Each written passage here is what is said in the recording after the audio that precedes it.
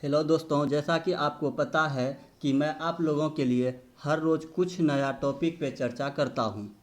तो इसी कड़ी को आगे बढ़ाते हुए आप लोग के लिए आज 15 महत्वपूर्ण जीके का क्वेश्चन लाया हूँ। तो हम लोग शुरुआत करते हैं।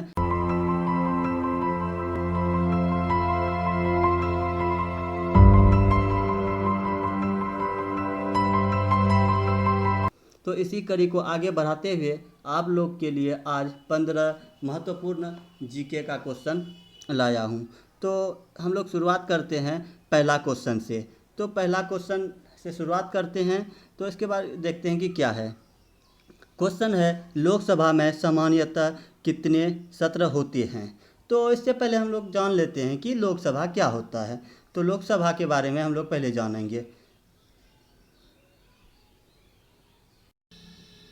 तो लोकसभा संसद देश का सर्वोच्च न्यायिक निकाय है। हमारी संसद राष्ट्रपति और दो सदनों से मिलकर बनता है। वो दो सदन में एक लोकसभा होता है और एक राज्यसभा होता है। तो इसमें क्वेश्चन है हम लोग का, लोकसभा में सामान्यतः कितने सत्र होते हैं। तो लोकसभा में सामान्यतः 3 सत्र होते हैं। तो इसका आंसर क्या हो जाएगा, चौथा नंबर 3। तो अब फिर अगला क्वेश्चन देखते हैं कि अगला क्वेश्चन क्या कह रहा है।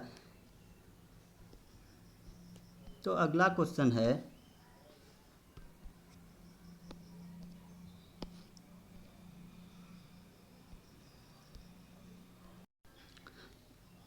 क्वेश्चन है, निम्नलिखित में से किस महाद्वीप से होकर कर्क रेखा, भूमध्य रेखा और मकर रेखा गुजरती है। तो हम लोग पहले जानते हैं कि कर्क रेखा और मकर रेखा और भूमध्य रेखा क्या होता है।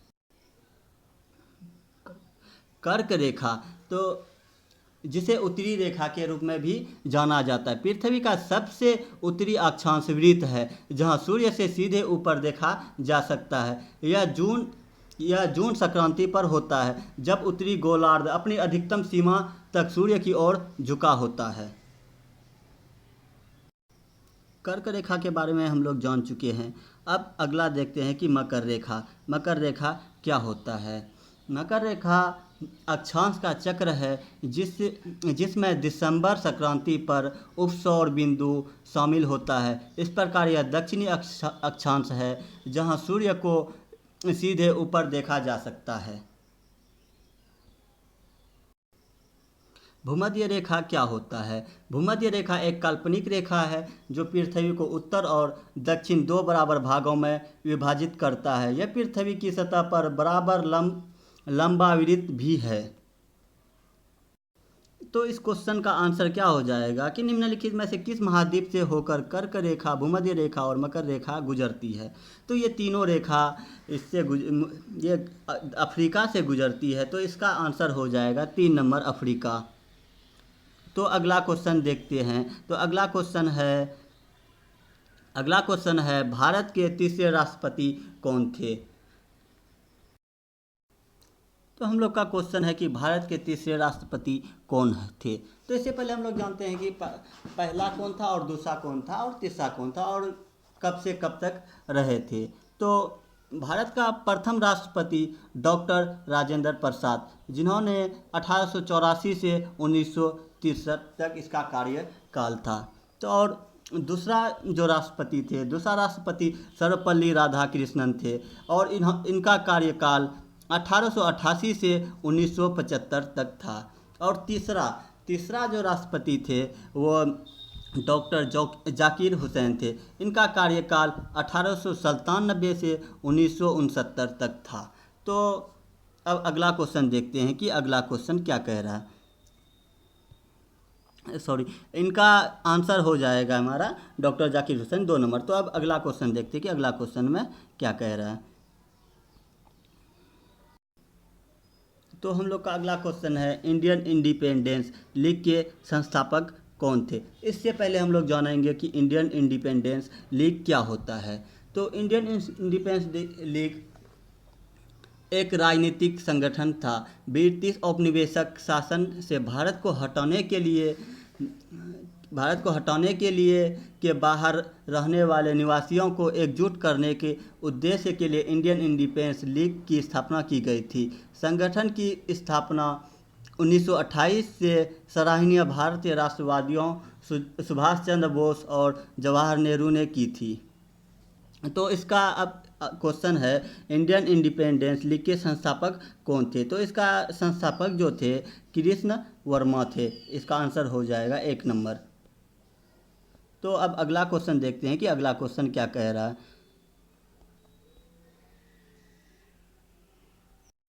अगला क्वेश्चन है, निम्नलिखित में से कौन सीधे कृषि ऋण प्रदान नहीं करता है? तो इसका आंसर हो जाएगा भारतीय रिजर्व बैंक, आरबीआई। आरबीआई जो होता है कि सीधे ऋण प्रदान नहीं करता है। तो इसका सही आंसर हो जाएगा 3 नंबर, आरबीआई। तो अब देखते हैं अगला क्वेश्चन क्या कह रहा है। अगला क्वेश्चन कह रहा है कि भारत एक खोज पुस्तक अहमदानगर किला जेल के कारावास के दौरान लिखी गई थी। भारत एक खोज के लेखक कौन थे? तो इसका आंसर हो जाएगा पंडित जवाहरलाल नेहरू। तो इसका सही आंसर होगा 4 नंबर। तो 4 नंबर में क्या है? जवाहरलाल नेहरू। तो इसका सही आंसर होगा 4 नंबर। तो अब देखते हैं अगला क्वेश्चन। अगला क्वेश्चन क्या कह रहा है।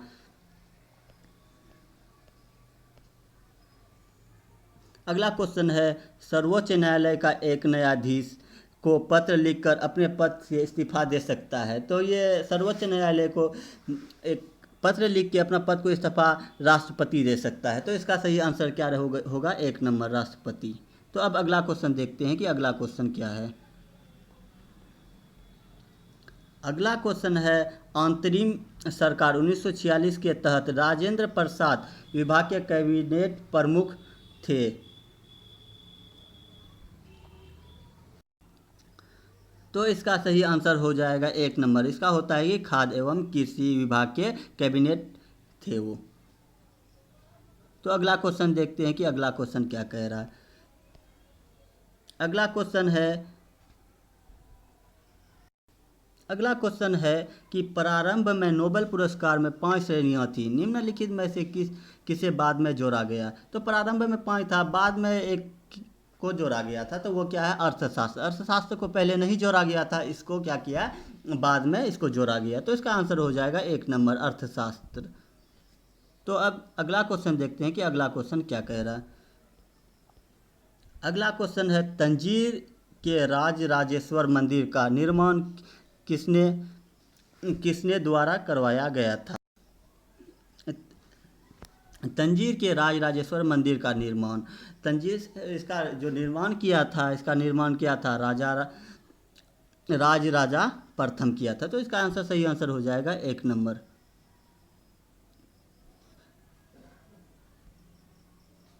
तो इसका सही आंसर होगा 1 नंबर। तो 1 नंबर में क्या है? राजा प्रथम। तो अब आगे देखते हैं कि आगे क्या है। आगे है, राजा राम मोहन राय किसके संस्थापक थे?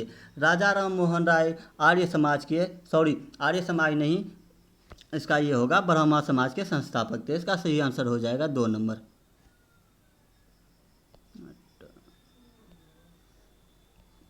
अब अगला क्वेश्चन है, तमस उपन्यास के लेखक कौन थे?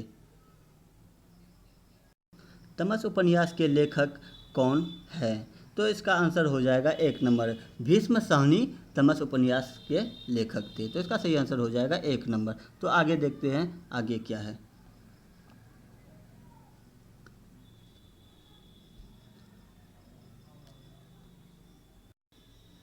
तो अगला क्वेश्चन है, प्रथम आम चुनाव कब हुए थे?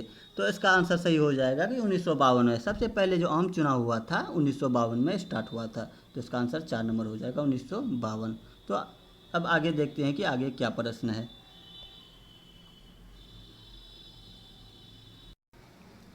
अगला क्वेश्चन है, पंचपदरा झील के नमक में सोडियम क्लोराइड का अनुमानित स्तर कितना है? तो इसका सोडियम क्लोराइड का अनुमानित स्तर हो जाएगा 98%। तो इसका सही आंसर हो जाएगा 3 नंबर, 98%।